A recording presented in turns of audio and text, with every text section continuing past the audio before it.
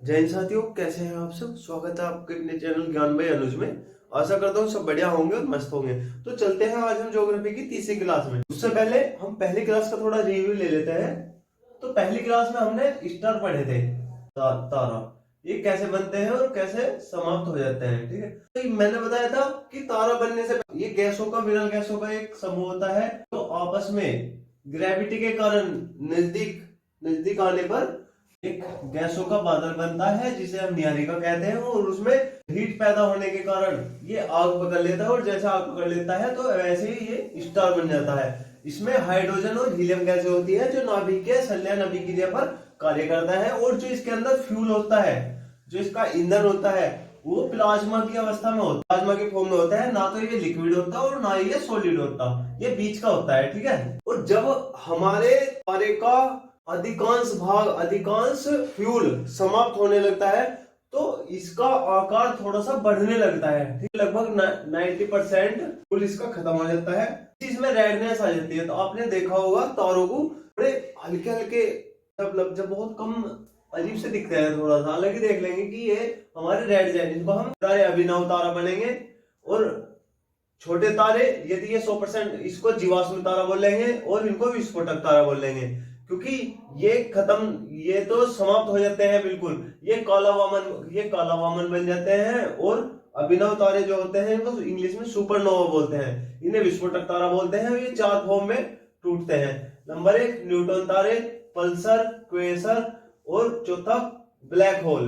ये बहुत ठोस कणों के रूप में टूटते हैं और इनका घनत्व काफी ज्यादा होता है। के मुताबिक इनसे सब, ये बड़े तारे होते हैं, ये कुछ छोटे होते हैं, ये और भी छोटे होते हैं, और ये सबसे छोटे तारे होते हैं। छोटे तारे के रूप में टुकड़े होते हैं इनके। ठीक है, और ये बहुत ठोस होते हैं। ये पल्सर और क्वेसर अंतरिक्ष में बहुत तेज घूमने वाले तारे होते हैं। न्यूट्रॉन तारों पर कोई चार्ज नहीं होता। और अंतरिक्ष में ना दिखाई देने वाले तारे काला वामन और ब्लैक होल होते हैं। आपको बताया रखा है पिछले जैसे जैसे क्वेश्चन बनने हैं। और आगे हमने पढ़ा था, आगे हमने आकाश गंगा पढ़ी थी। आकाश गंगा जैसे पढ़ा था हमने ब्रह्मांड की। ब्रह्मांड असंख्य चीज है। ठीक है, ब्रह्मांड आप अगर देखें तो दूर तक जो भी कुछ हमें अंतरिक्ष में दिखाई दे रहा है, जो कुछ भी दिखाई देता है, वो सब हमारा ब्रह्मांड के ही अंदर रहता है। इसकी कोई कल्पना नहीं की जा सकती, क्योंकि ब्रह्मांड में असंख्य तारे हैं। ब्रह्मांड में असंख्य तारे हैं, और असंख्य तारों के समूहों को, इनके समूहों को ही आकाश गंगा कहते हैं। पर थोड़ा सा ये असंख्य तारे हैं और इनके जो समूह है, इनके समूहों को ही हम आकाश गंगा कहेंगे। थोड़ा थोड़ा मान लेते हैं इस तरीके से। तो हमारी आकाश गंगा स्पाइरल है, एक स्प्रिंग की तरीके से है। वो मैंने आपको पिछली क्लास में पूरा डिटेल से बता रखा है। इस तरीके से ये हमारी स्पाइरल बनी हुई है। ठीक है, हमारी आकाश गंगा कैसी है? स्पाइरल, मतलब सर्पिलाकार आकाश गंगा है। क्वेश्चन आता है। ठीक है, और इन्हीं किसी आकाश गंगा में हमारा कोई अपना सूर्य है।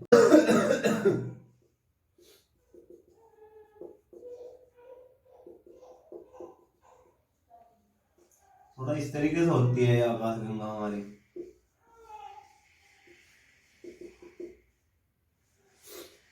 मान लिया इन्हीं आकाश गंगा में किसी एक कोने पर हमारा सूर्य है। सूर्य जो हमारा एक तारा है। ठीक है, जो अपनी आकाश गंगा, इसका नाम रखा हमने अपनी आकाश गंगा का मिल्की वे।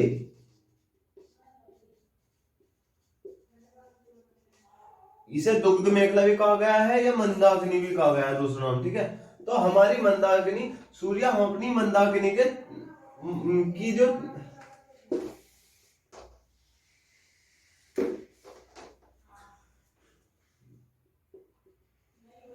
सूर्य अपनी मंदाकिनी का 250 किलोमीटर पर सेकंड की स्पीड से 25 करोड़ वर्ष में एक चक्कर पूरा कर लेता है, जिसे हम कॉस्मिक ईयर कहेंगे। और हम अपने सूर्य का चक्कर लगा रहे हैं वो 365 दिन में, कितने? 365 दिन में लगा लेते हैं, जिसे हम सौर वर्ष कहते हैं। ठीक है, और यदि सूर्य अपनी परिक्रमा करता है, चक्कर लगाता है अपनी आकाशगंगा का, अपनी मंदाकिनी का, तो उसे हम कहेंगे कॉस्मिक वर्ष। ठीक है, कॉस्मिक ईयर। और सूर्य के सबसे नजदीक तारा प्रोक्सिमा सेंचुरी, सूर्य के सबसे नजदीक तारा कौन सा है? PC, Proxima Centauri. और तीन आकाश गंगाओं को मिलाकर, तीन आकाश गंगा के समूहों को मिलाकर एक सुपर क्लस्टर का निर्माण होता है। सुपर क्लस्टर का जो मैंने आपको बता रखा, मैं आपको बताया था ब्रह्मांड, ब्रह्मांड सुपर क्लस्टर, बिग क्लस्टर, आकाश गंगा, तारामंडल, तारामंडल, क्षुद्र ग्रह, सब कुछ इस तरीके से, सौर मंडल, सब कुछ बता रखा आपको। ठीक है, तो उसी का ही है ये सुपर क्लस्टर और सुपर क्लस्टर। आकाश हमारी मंदाकिनी, हमारी आकाश गंगा के नजदीक दूसरी आकाश गंगा, सबसे नजदीक जो तीन आकाश गंगाओं में से नजदीक आकाश गंगा है उसको कहेंगे हम देवयानी एस्ट्रोमेडा। ठीक है, और हमारे दूसरे नंबर सबसे नजदीक तारा सूर्य है, दूसरे नंबर पर प्रोक्सिमा सेंचुरी, और सबसे तेज चमकने वाला तारा जिसे हम डॉग स्टार के नाम से कहेंगे इंग्लिश में, ठीक है, जिसे साइरस बोलेंगे, इसका नाम है साइरस, जिसे डॉग स्टार बोलते हैं। ठीक है, चूंकि हम थोड़ा सा आकाश गंगा का जल्दी जल्दी रिव्यू ले लेंगे, तो मान लिया हमारी ये एक आकाश गंगा है,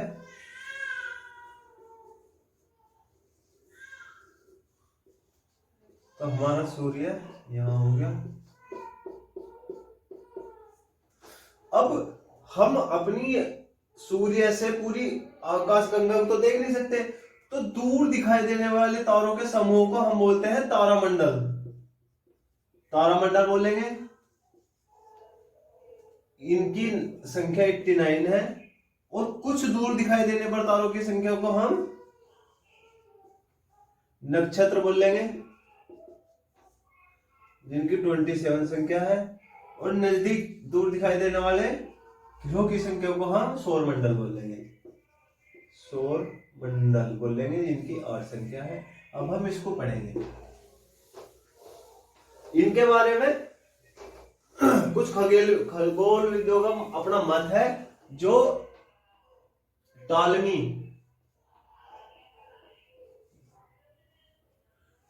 ने बताया कि सूर्य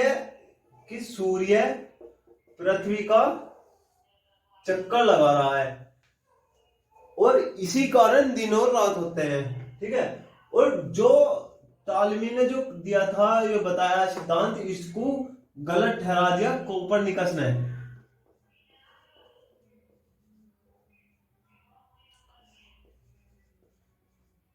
कोपरनिकस ने बताया कि पृथ्वी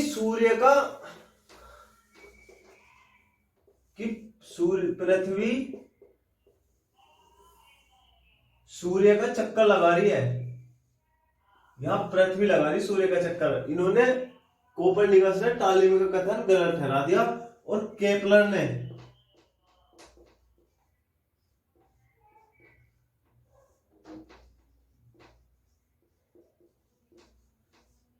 बताया कि पृथ्वी दीर्घवृत्ताकार मार्ग पर सूर्य की परिक्रमा, मतलब पृथ्वी सूर्य की परिक्रमा करते हुए दीर्घवृत्ताकार मार्ग पर कर रही है। ठीक है, इन्होंने बताया कि दीर्घवृत्ताकार मार्ग पर परिक्रमा कर रही है। और गैलीलियो ने अपना टेलीस्कोप बनाया,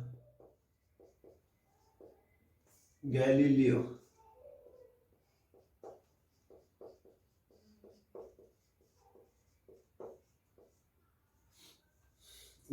ने टेलीस्कोप के माध्यम से अपना एक टेलीस्कोप बनाया था, और इसी की मदद से ये सब सिद्ध कर दिया कि ये सब कुछ सही है। एडविन हब्बल हुए, इन्होंने हब्बल नाम का अपना एक दूरबीन बनाई, जिन्होंने इसमें देखा।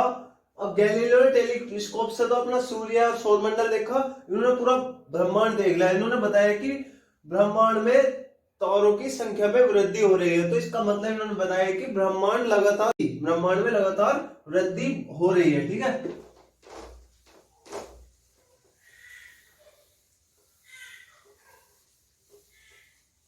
अब इसके बाद हम अपसौर और उपसौर के बारे में जानकारी लेंगे।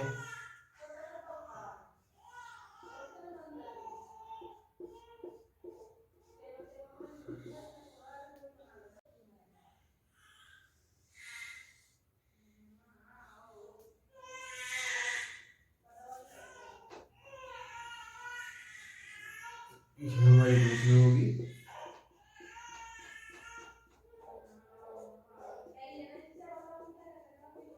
दीर्घवृत्ताकार मार्ग पर परिक्रमा कर रही है पृथ्वी सूर्य का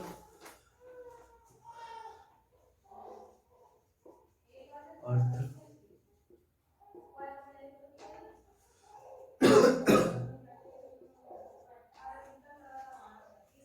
अब पृथ्वी हमारी भूमध्य रेखा,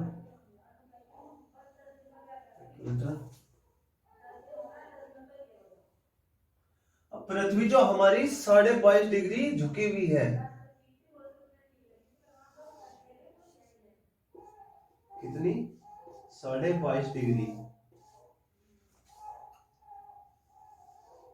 मैं बताऊंगा उपसौर और अपसौर क्या है।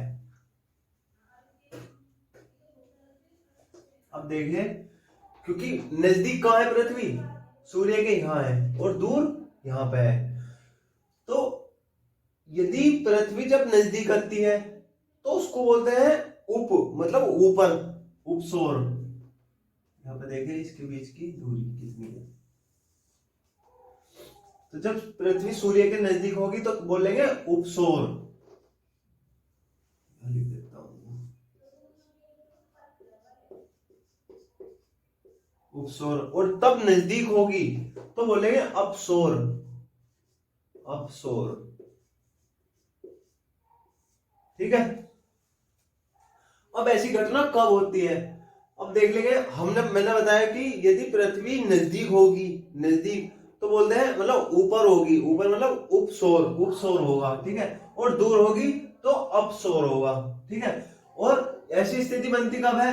अब महीनों के हिसाब से देखें तो एक तो जनवरी, 3 जनवरी को ऐसी कंडीशन होती है। कितने को? 3 जनवरी को, 3 जनवरी। और 4 जुलाई को, 4 जुलाई को। तो 3 जनवरी नजदीक कौन सा महीना है हमारा? 3 जनवरी। और दूर कौन सा महीना? 4 जुलाई। तो जो दूर है वो दूर वाले महीने में होगा, जो नजदीक है वो नजदीक वाले महीने में। तो नजदीक हमारा 3 जनवरी। और देखो थोड़ा बढ़ भी रहा है, ये भी ऊ 3 की तरीके से और ये भी 3 की तरीके से। तो 3 जनवरी, 4 जुलाई। अपसौर 3 जनवरी, अपसौर 4 जुलाई, और उपसौर 3 जनवरी, ठीक है। तो ये आपको समझ में आ गया मेथड, इसे कभी नहीं भूल लेंगे आप। इसमें से क्वेश्चन बनता है कि अपसौर कब होता है? जब अपसौर कब होगा? तब सूर्य पृथ्वी से दूर होगा, तब अपसौर होगा। और जब नजदीक होगा तो उपसौर होगा, क्योंकि यहां से क्वेश्चन बन जाते हैं। अब हमारे अर्थ पर कब गर्मी होगी और कब इसमें यहाँ पर ठंडी होगी? क्योंकि भारत जो इंडिया की जो लोकेशन है, मैं आगे आगे बताऊंगा जो भूगोल पढ़ाऊंगा तब। तो इसमें जो है उत्तरी पूर्वी क्षेत्र में है। यदि मैं इसको इस तरीके से बांट बांट लूं,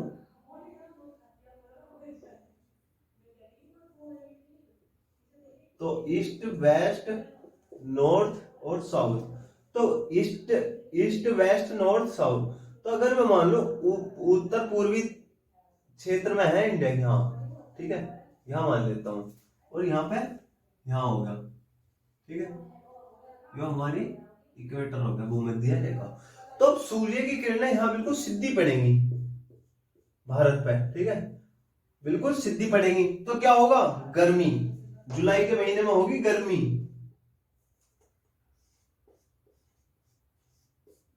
सीधी बात है। और यहाँ पे सूर्य की किरणें तिरछी पड़ेंगी, क्योंकि नीचे आ जाएगा ना थोड़ा, और ये यहाँ आ जाएगा। तो अफ्रीका, अफ्रीका महाद्वीप आ जाएगा इसके नीचे। तो यहाँ पे कुछ, यहाँ पे होगी गर्मी और यहाँ हमारे यहाँ पे आ जाएगी ठंड। तो यहाँ पे सर्दी होगी, यहाँ पे हमारी क्या होगा? ठंडी। यहाँ पे हमारी ठंड होगी। इतनी बात समझ में आई? अब यहां से क्वेश्चन बनते हैं कि खगोल यूनिट क्या होती है? Astronomy unit.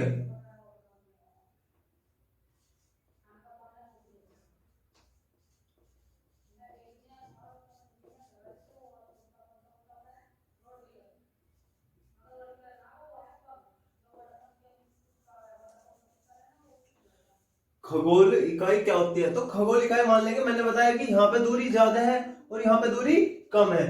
तो सूर्य से पृथ्वी के बीच की औसत दूरी को हम एस्ट्रोनॉमी या खगोल इकाई कहेंगे। ठीक है, इसे क्वेश्चन इसे लिख लेंगे, नोट करेंगे कि खगोलीय यूनिट हम कहेंगे सूर्य से और पृथ्वी के बीच की औसत, क्योंकि कमती बढ़ती, इसका हम एवरेज ले लेंगे, तो इसकी औसत दूरी को हम खगोलीय यूनिट बोल लेंगे। ठीक है, यहीं से दूसरा क्वेश्चन पूछ लेगा, एफ साइड रेखा क्या है।